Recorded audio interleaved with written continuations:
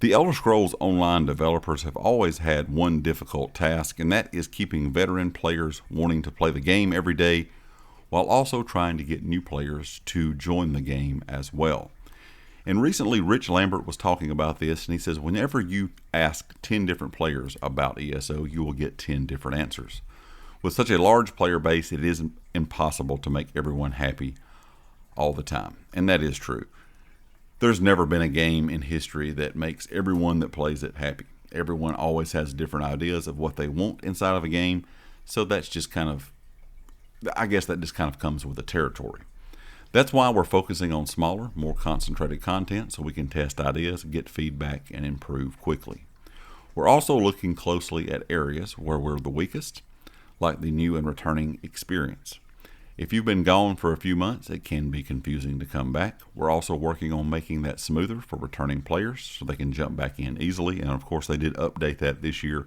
I think that came out in Update 46, where they have the new player experience that kind of gets you back into the game, and you also get some rewards while doing all the stuff for being a returning player.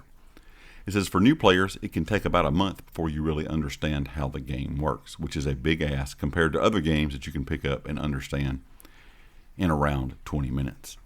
And I do get that this is probably a very difficult task, and there's a lot of new people that come into ESO every year, no matter the platform that they play on.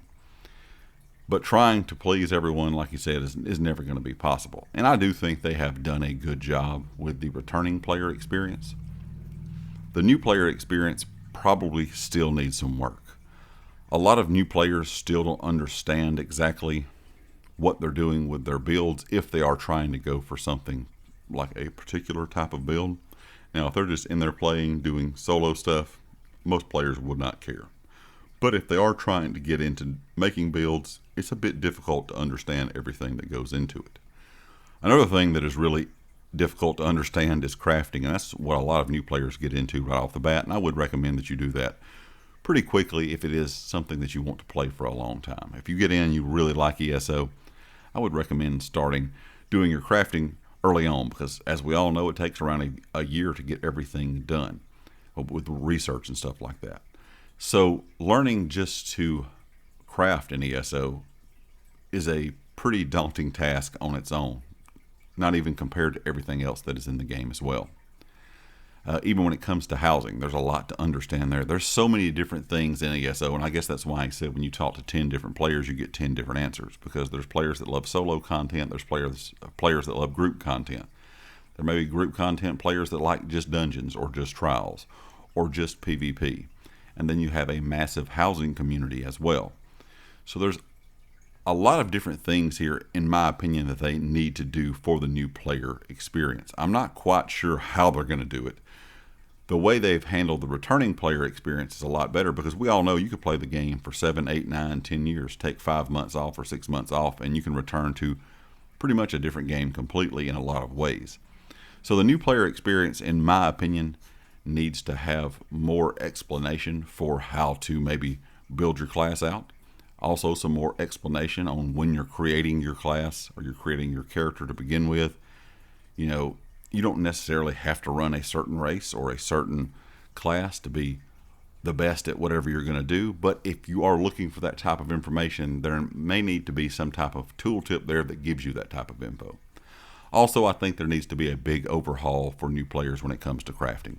I think the crafting experience is something that a lot of new players get into, but is very confusing for a lot of new players as well. So I think there could be some better explanations on that. Even when it comes down to making sure that you upgrade your mount daily, because you only can upgrade one stat every day, and it takes, 6 months, 7 months, something around that time frame to actually get your mount maxed out. That's something a lot of new players may miss when they start out as well. Now, the new player experience is a lot better than it used to be years and years ago.